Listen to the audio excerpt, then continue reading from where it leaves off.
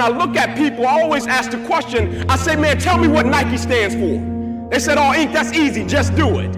I said, tell me what Adidas stands for. Oh, Inc., that's easy, man, impossible is nothing. I said, now tell me what you stand for. When people look at you, do they think excuses? When people look at you, do they think victory? When people look at you, do they think that's a person that's gonna give me everything they got, not on some days, but on every day, and it's not gonna be predicated upon if I feel like it, because I think we all know if we only worked on the days when we felt like it, none of us would get much accomplished. I'm talking about the real level of commitment.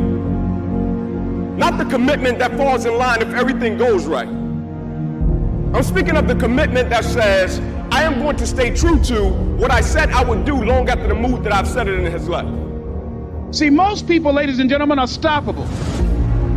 Most people, all you have to do is tell them no. All you have to do is make it inconvenient for them. All you have to do is make it difficult for them, and they'll stop. See, when you go to get your goal, don't think that all you have to do is think positive and everything's going to work out okie dokie for you. When you go to get your goal, you are sending a telegram to Murphy's Law to visit you personally. You thought you was just going to have a dream and a goal, and you were just going to wake up and just walk into the sunset. You're like, dream, boom. It don't work like that. You have a dream, and then life pumps you. Life pumps you and say, do you really want this? You're going to lose friends. Do you really want this? Do you really want this? Cousins going to abandon you. People that you used to be like this with going to think you bougie, don't want to deal with you. It's a part of it, but I paid too much. If I was going to quit, I would have quit in the abandoned building when I wanted to commit suicide and take my life. I should have quit when I heard my voice say, your mama don't want you, your daddy don't want you, take your life. I got through that, so why I'm going to quit over an F on a grade? Come on. And so I'm telling y'all, you have come too far to quit now. You have invested too much to quit now. You have lost too much to quit now. Don't cry about it. Don't whine about it. Get a reward for your pain. And so by being committed to everything that I started, I finished it. It built a certain type of spirit. It built a certain type of mentality. It built a certain type of individual. And so now I couldn't quit even if I wanted to. I couldn't stop even if I wanted to. I had too much sweat equity in my life and everything that I was doing.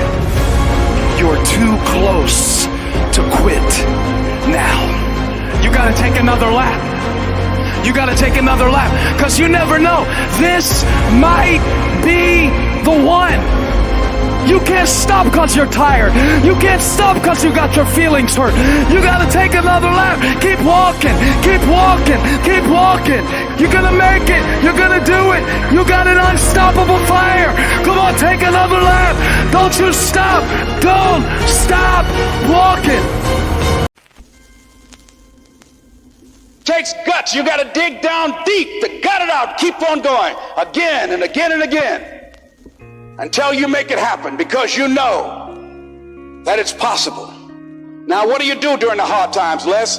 Here's what you must do. Number one is you must have faith. Paul said you must have the faith to call forth those things that be not as though they were. Judge not according to appearances. Don't judge your circumstances and the possibilities for your future based upon what you have now and because of what's going on now. No. That's not the real reality there. What you're going through, if you're going through some hard times, it has not come to stay. It has come to pass. It's all right. Now, second thing is, repeat this after me. Something you should affirm to yourself every day. Repeat this, please. No matter how bad it is or how bad it gets, I'm going to make it. Say that to yourself every day.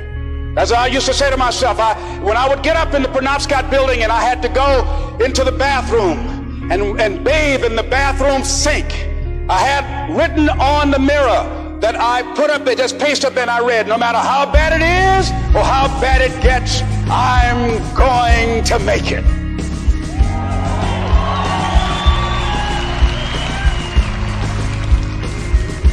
So you got to have faith. You talk to yourself. You say that affirmation. The next step is you must have patience and engage in consistent action. patience, and engage in consistent action. See, everything does not always happen, ladies and gentlemen, when we want it to happen. It doesn't happen quickly. So in that process, they have something in the Far East called the Chinese bamboo tree. The Chinese bamboo tree, every day it has to be watered and fertilized. It's a very hard nut, and it takes 5 years of watering and fertilization every day, according to American Geographics, before it breaks through the ground. At any time, if the watering process and the nurturing and the fertilization process is stopped, the Chinese bamboo tree will die in the ground. Now, once it breaks through in that 5th year, then in 6 weeks it grows 90 feet tall.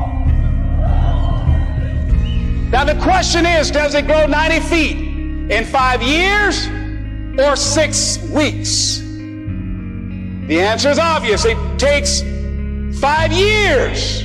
That's how long it took to grow it, to build that foundation, to nurture it, to water it, to build the reputation, to build...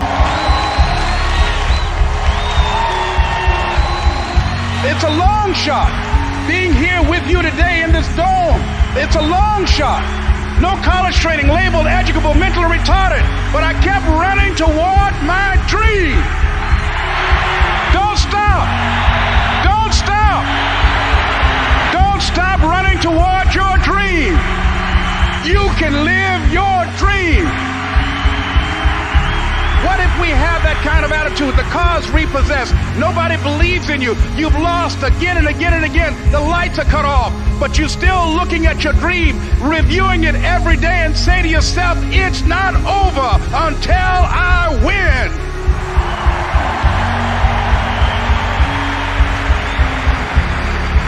Life will yield to you